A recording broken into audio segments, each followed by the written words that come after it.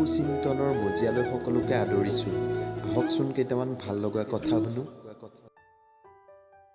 নিজৰ নিজৰ ভাৱবোৰ সকলোতে গ্ৰহণযোগ্য নহ'বও পাৰে।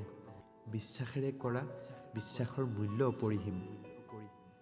হেৰাই যোৱাবোৰ বিফলতা নহ'বও পাৰে। হাৰ মানে তেওঁ যিয়ে জিকিব নেজানে।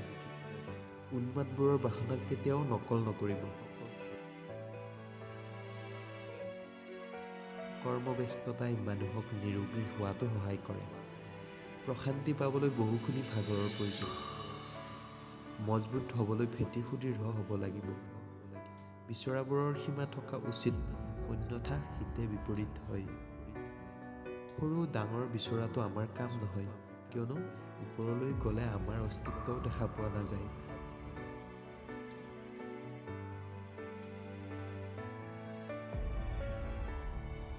আশা কম কৰিলে বেছি পোৱা যায়।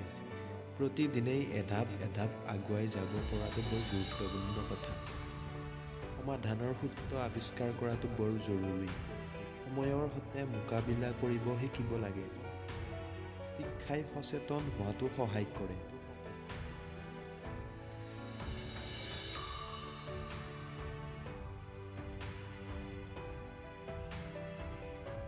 পৰিস্থিতিত পৰি বেয়াও গ্ৰহণ নকৰিলে ভাল।